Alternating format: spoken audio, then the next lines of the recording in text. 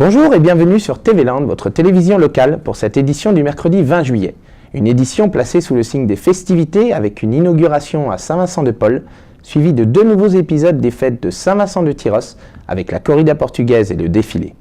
Nous prendrons ensuite la route de Saint-Sevé pour son festival Jazz & Car, avant de conclure par les fêtes de Léon et leurs ouvertures originales, ainsi que leur spectacle équestre. Soleil, ambiance et joie de vivre, les Landes ont définitivement enfilé leurs costumes de fête. Si dans de nombreuses communes, les célébrations de la fête nationale riment souvent avec parades militaires et monuments aux morts, la municipalité de Saint-Vincent-de-Paul a décidé de prendre le contre-pied en profitant de ce 14 juillet pour inaugurer un lieu qui ravira petits et grands. Regardez. Cadre champêtre, idéal pour les balades et les pique-niques, le lac de la Glacière pourra dorénavant voir jouer les enfants à sa nouvelle aire de jeu. Donc nous sommes ici au lac de la Glacière. C'est un espace situé entre les deux bourgs de notre commune, entre le bourg de centre de Saint-Vincent-de-Paul et le quartier de Buglose. Donc cet espace, depuis de nombreuses années, est le lieu privilégié pour la fête du 14 juillet. Petit à petit, nous l'avons raménagé. Il y a 2 ans, nous avons créé une commission extra-municipale, composée uniquement de citoyens qui avaient envie de s'intéresser au devenir de ce site. Petit à petit, des aménagements sont venus, faits par les employés municipaux. Vous pouvez voir des barrières, des tables de pique-nique. Et cette année, nous avons choisi d'inaugurer en même temps que ce 14 juillet l'aire de jeu pour les enfants qui est flambant neuve, qui vient d'être livrée juste dans les temps par les municipaux et par la société Caso. L'aire de jeu est réservée aux enfants de 2 à 12 ans. Il y a 4 éléments qui ont été choisis avec des particularités différentes les unes des autres. On a du toboggan, on a une cabane sur laquelle on peut monter et on a deux jeux à ressort. Les 2 jeux à ressort aussi sont accessibles pour des enfants qui seraient en difficulté motrice et donc ils sont sécurisés. C'est vrai pour tous les âges, on a choisi spécialement de mettre un sol souple avec un gazon synthétique de manière à ce que les chocs soient le plus amortis possible, bien sûr. Jusqu'à maintenant, sur ce site, il n'y avait rien aménagé pour les enfants. Il y a eu à un moment donné un parcours de santé mais qui a été détérioré par le temps et la commission extra-municipale envisage de relancer. Mais ce sera pour l'année prochaine, pour question budgétaire. L'année prochaine, on inaugurera peut-être ici un parcours de santé ou en tout cas des éléments pour faire du sport autour du lac. Aujourd'hui, c'est la place aux enfants. On a pensé que c'était ici que c'était le mieux parce que le dimanche et pendant les vacances, de nombreux enfants viennent à la fois du centre loisirs ici, mais des familles bien sûr, mais également des centres loisirs qui viennent régulièrement des communes avoisinantes. C'était un moteur supplémentaire pour participer à la commission, pour s'investir dans la vie du village, parce que je suis maman et parce que c'est ce qui manquait à la Glacière pour redynamiser le site, le réinvestir au niveau des visiteurs et des Vincentiens. Et nickel. C'est beaucoup plus agréable de revenir sur ce site et encore plus avec les enfants et les amis. Et maintenant avec l'aire de jeu, je pense que les familles vont de plus en plus réinvestir à la Glacière. Alors que l'association de football commençait à préparer les repas, que les artificiers finissaient d'installer, que quelques parties de pétanque se déroulaient au boulodrome et que l'orchestre animait la fête en musique, la nouvelle aire de jeu ne s'est pas désemplie. Le lac de la Glacière est le lieu idéal pour se rassembler et faire la fête. De fait, il en était également question le week-end dernier du côté de Saint-Vincent-de-Tyrosse. Dans notre précédente édition, nous vous présentions l'ouverture de celle-ci. Place, aujourd'hui, à 2 de ses moments forts, à commencer par sa corrida portugaise. Rendez-vous incontournable des initiés comme des plus novices. Lucas Madebos. Taureau, cavalier et forcados étaient à l'honneur lors des fêtes de Saint-Vincent-de-Tyrosse. Parmi eux, une jeune femme dont la prestation a été réalisée de manière élégante. On a vu ce soir qu'elle a montré de réelles qualités à ce niveau-là.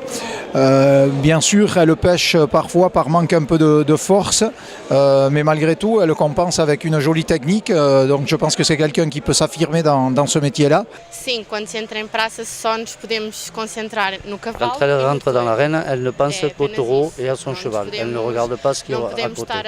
Elle pense à son torero, son cheval et le taureau.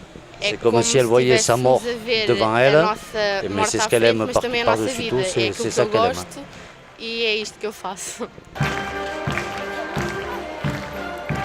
C'est la première fois qu'elle venait en France qu'elle adore, le public était très câlin avec elle et qu'elle était comme si elle était au Portugal, ici chez elle. Ruben Sanchez a quant à lui fait preuve d'une maîtrise et d'une technicité accomplie. Lui, c'est quelqu'un qui tourne déjà depuis une bonne dizaine d'années, qui va souvent torer dans des places de 3e catégorie espagnole. Donc il cherche lui aussi à se faire un nom. Et donc c'était bien, je pense, pour une arène comme Tyros de promouvoir ces cavaliers-là.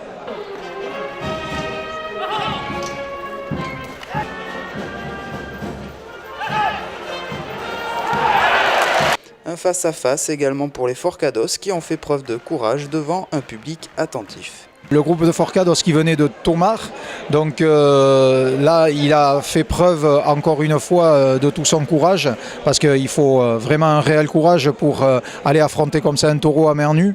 Et on a vu, comme vous le disiez très justement, toutes les difficultés qu'il y avait, puisqu'il y a eu quand même 2 ou 3 Pégases qui ont été assez spectaculaires là aussi, avec des premiers de cordée, hein, si j'ose employer cette expression. Donc le premier qui va essayer d'arrêter le taureau, qui a volé à de multiples occasions, fort heureusement sans grand mal. Je pense que pour rassurer tout le monde aussi, on a vu le dernier Forcado qui a fait un joli KO, mais bon, les nouvelles sont plutôt rassurantes à ce niveau-là. Donc voilà, c'est quelque chose effectivement qui plaît beaucoup aux gens, parce que encore une fois, je pense que c'est pas donné à tout le monde que d'aller affronter ce type de taureau et de l'arrêter à main nue.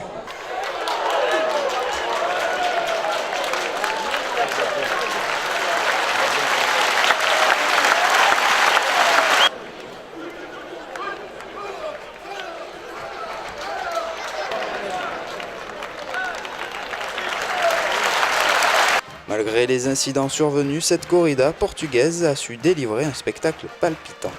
Oui, le spectacle a été rythmé de bout en bout et c'est toujours essentiel pour une corrida portugaise. Vous savez, de temps à autre, ça peut aussi un peu traîner en longueur. Alors ça, bien évidemment, on le doit surtout à la qualité des taureaux de Pedres, parce qu'il faut également souligner ça. Ce sont des taureaux qui ont montré une extrême mobilité pendant tout le spectacle. Et donc forcément, il faut qu'il y ait ce type de taureaux aussi pour que les cavaliers puissent s'exprimer pleinement et que les Forcados aussi puissent montrer tout leur courage sur la ferme. Véritable épicentre des fêtes cette année, les arènes Marcel d'Anjou de Saint-Vincent-de-Tyros ne se sont pas contentées d'être le théâtre des spectacles taurins. En effet, elles furent aussi celui de l'arrivée du défilé dominical que nous conte Julie Tosiède. Le défilé des fêtes de Tyros s'est déroulé dans les rues de la ville durant 1h30. Depuis l'école de la Souque jusqu'aux arènes, c'est un nouveau parcours qui est effectué comparé aux années précédentes. On a changé le parcours pour l'étaler plus dans la ville et pour qu'il soit multigénérationnel. C'est-à-dire on est parti de l'école maternelle en passant devant la maison de retraite et en fait on a balayé toute la ville pour que tout le monde puisse y avoir accès. Et ensuite il y avait chaque groupe passait 5 minutes devant la mairie, ce qui permettait aussi de les voir plus en détail. Cette année, la multiculturalité était au rendez-vous, invitant de nombreux spectateurs au voyage. Et ensuite, on a essayé de le faire multiculturel, avec différents groupes, différentes nationalités, différents rythmes de musique, les bandas, après il y a une fanfare qui circule, voilà. Ce qu'on a essayé de faire, coloré et musical, dans le sens où pas avoir toujours la même chose et rentrer dans quelque chose de beaucoup plus ethnique. C'est la première fois qu'on fait le défilé de Saint-Vincent-de-Tyros. Très bonne ambiance, très blanc et rouge. On s'était mis donc dans les couleurs locales. Nous on fait de la danse Bollywood, donc on a du Doom Bollywood qui sont des chorés simples que tout le monde peut suivre. Et c'est très comédie musicale aussi, on chante, on essaye de mimer vraiment la chanson avec le visage, avec les mains. Et voilà, la rythmique avec les pieds. Chaque année, on essaie de trouver quelque chose sur l'actualité. Là, on sait que Michel Polnareff est revenu sur le devant de la scène, donc on a essayé de lui rendre hommage. Chaque année, on choisit des déguisements. Vu le nombre d'anciens qu'on a à la banda, bien sûr qu'on a des grands fans de Michel Polnareff. Pour le Titi et Gros Minet, tout le monde connaît l'histoire de Titi et Gros Minet, l'éternel, le chat qui veut attraper le Titi et qui n'y arrive pas. Et voilà, là aussi, pour les enfants, c'était quelque chose d'assez amusant, d'assez ludique. Donc du coup, ils étaient contents de pouvoir réaliser ce char. Petits et grands ont pu apprécier ce spectacle sous un soleil généreux. Tout le monde se rassemble, c'est la journée, on va dire, des familles, c'est la journée, c'est la culture taurine. Donc maintenant, tout le monde va prendre son temps, il fait beau, il y a un peu d'air, ça va être sympathique. Je les remercie tous pour être venus et puis pour nous avoir donné un très beau spectacle en fait. Le public avait l'air ravi de voir ces réalisations.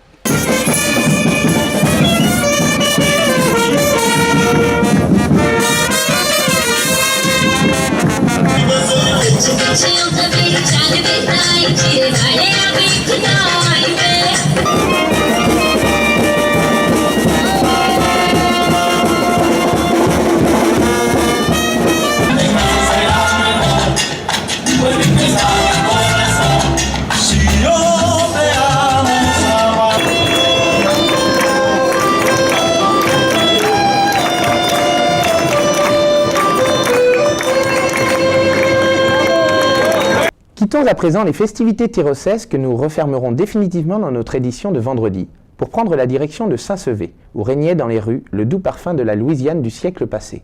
Savant mélange de notes de jazz et de voitures anciennes, découvrons un festival qui sort du commun. À Saint-Sevé, s'est renouvelé pour la deuxième fois le festival Jazz & Cars. Jazz & Cars, alors c'est un festival de musique jazz festif. Jazz festif, on entend tout ce qui est New Orleans, swing, bebop. Donc c'est de la musique gay, quoi, on va dire ça comme ça. Et de l'autre côté, on y a intégré des voitures anciennes, des voitures de collection, des voitures de passionnés. Plusieurs véhicules ont donc été exposés au centre-ville pour le plaisir des passants et des passionnés. Ça permet aux gens d'aller voir des voitures qui les ont fait rêver un certain temps. Certaines réflexions, tiens, mon grand-père avait cette voiture-là. Ah oui, mais bon, c'est une voiture qui a 50 ans et qui roule. J'ai tout le temps adoré les voitures de collection. Et quand j'ai pu me permettre d'en acheter une, je m'en ai acheté une. Alors la Ford, c'est un Roadster Ford de 1931. C'est très spécial à conduire. Quand je descends une côte, là elle se met en roue libre, alors après il n'y a plus de frein. C'est tout, il faut anticiper.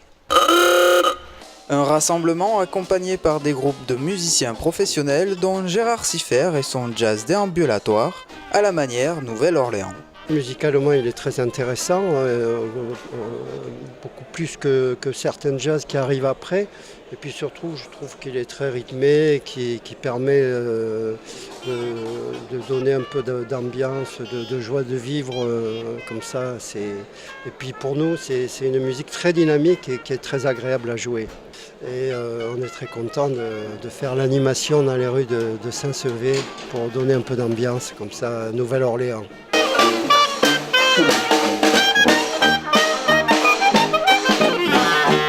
Tout aussi jazz mais légèrement différent, Daniel Huck a quant à lui démontré son aisance au saxophone et au scat.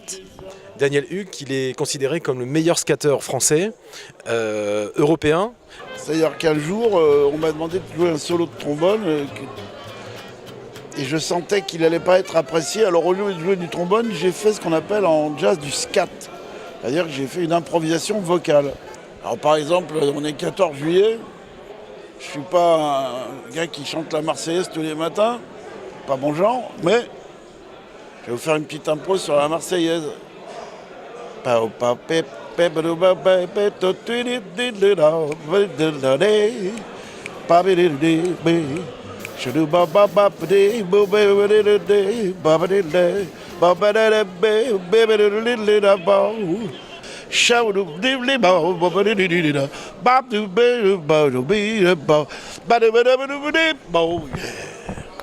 Amoureux de vieilles voitures ou du jazz, Jazz & Cars devient un événement festif à découvrir. Donc le festival est quasiment intégralement gratuit. On arrive à faire venir des gens qui aiment les voitures anciennes et qui aiment les regarder et qui connaissent pas forcément le jazz dans le sens festif.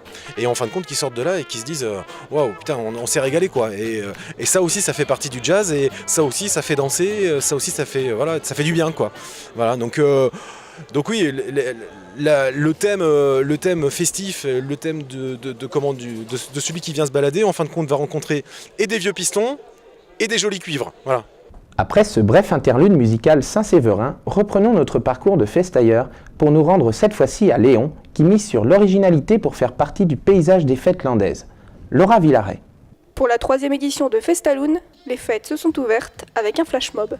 L'idée est venue, c'est de regrouper les campings. On a 7000 personnes dans les campings et d'initier avec notre centre de loisirs de Léon et les campings Lupintau de Léon avec leurs animateurs. Ils se sont réunis plusieurs fois et c'est ce qui a donné la flash mob de tout à l'heure. Voilà. On s'est donné rendez-vous avec une animatrice du camping Lupintau. C'est eux qui ont inventé la Corée en fait, ils nous l'ont montré. Donc depuis lundi en fait, on la connaît que depuis lundi la Corée. Et depuis lundi on l'apprend nous déjà et on essaie de l'apprendre aux enfants et apparemment le résultat était plutôt pas mal. On a aussi proposé la diffusion en fait, de la chorégraphie sur les réseaux sociaux pour qu'un maximum de monde puisse la connaître. C'est quelque chose qui effectivement s'est bien passé, c'est une grande première pour les fêtes de Léon. Et pourquoi pas refaire l'année prochaine, mais voilà. Puis la cérémonie d'ouverture officielle a eu lieu avec l'annonce des résultats sportifs et la remise des clés à la classe des 20 ans. Donc voilà, vous voyez bien, là c'est la classe des 20 ans. Depuis 3 ans, on présente tous les sportifs léonais qui ont eu des titres cette année. Donc c'est vrai que là, cette année, on a eu nos petites têtes blondes de l'école de rugby qui sont champions des Landes. Et c'est vrai que pour un club comme Léon, être champion des Landes devant des équipes comme Dax, Mont-de-Marsan, Tyros, c'est quand même une fierté. Ensuite, on a les cadets de la CLR, puisqu'on est regroupé avec plusieurs clubs qui sont champions d'Aquitaine en ayant perdu qu'un seul match de la saison. C'est très bien. Et puis la nouveauté aussi, c'est surtout nos boxeurs. C'est vrai que nous avons un club de boxe depuis 4 ans à Léon. Et cette année, nous avons eu 5 lauréats, ce qui montre également que ce club est en train de s'élever. Et puis nous avons quand même la fierté de Léon, c'est d'avoir Sylvie Fraîche qui, avec Carole Montillet, a remporté le rallye de Gazelle, qui est quand même quelque chose de très important. Une ouverture sous le signe de la bonne humeur, cette année encore. C'est que la 3e année de Festaloon, mais elles sont en train de s'ancrer dans le cœur des Léonais, et ça ne peut que nous réjouir. Nouveauté du programme de ces fêtes léonaises, le spectacle du samedi soir était attendu de pied ferme.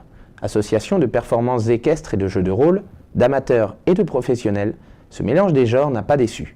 Découvrez en images. C'est dans la commune de Léon, du 14 au 17 juillet, que se déroulent les Festaloon, et parmi les nouveautés de cette année 2016, un spectacle a été mené par la troupe Chispa Events. C'est une grande première puisqu'on profite d'avoir les arènes gracieusement prêtées par l'entreprise Labat qui fait Taureau Piscine tous les lundis. Et voilà, donc c'est un bel outil pour pouvoir faire un spectacle et un spectacle équestre pour cette première année. Un spectacle équestre, mais pas seulement, c'est une véritable histoire qui se compte durant 7h30 de représentation, avec des talents et des tours aussi variés qu'impressionnants. Séverine Dimovski, coordinatrice du spectacle, nous en dit quelques mots. Alors l'histoire de la bohémienne en fait c'est un petit peu un dérivé du bossu de Notre-Dame de Paris qu'on a réaménagé comme on fait d'habitude à notre timbre et avec beaucoup de rythme tzigane entouré de chevaux. On a essayé de mettre un petit peu aussi de timbre andalou de façon à remettre un petit peu de soleil pour cet été parce que le pauvre c'est vrai qu'en ce moment on le voit pas souvent. Il y a des jongleurs, cracheurs de feu, des cavaliers, des danseurs, des posteurs, des cascadeurs et c'est vrai que tout ça fait que cette histoire en fait part d'une petite histoire un peu romantique pour finir finalement sur un final avec beaucoup d'explosions parce que justement toutes ces compétences fait qu'on met ça en pression, on monte pour finir sur un feu d'artifice. C'est un spectacle complet pour les petits et pour les grands. Originaire du domaine d'Écus à Magesque, c'est cette année la première fois que la troupe se produit dans les arènes de Léon. Cette troupe a été lancée il y a 6 ans maintenant. On va même attaquer la 7e année et on a été lancé sur, on va dire, une idée vraiment un été. On était tous ensemble, on a dit tiens, si on faisait un spectacle équestre pour faire plaisir aux gens du coin et pour que ça change un petit peu de ce qu'on voit d'habitude.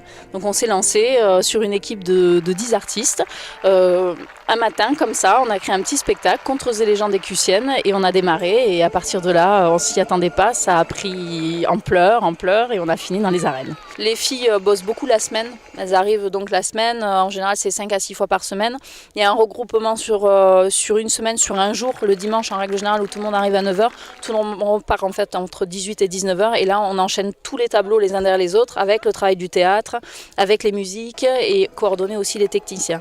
Et après, là-dessus, se rajoutent les pros qui arrivent aussi du côté de Toulouse, qui fait partie de l'équipe de Festibérique, qui est déjà une grosse troupe équestre aussi, et qui sont venus aussi nous rejoindre cette année, donc puisqu'il y avait une partie des pros avec nous sur la piste. Alors, en ce qui concerne les voltigeurs de mon équipe, qui étaient là donc ce soir, il n'y avait que mon équipe de voltigeurs qui était présente ce soir. La jeune fille qui coachait au milieu faisait partie de Festibérique, c'est une coach de voltige cosaque.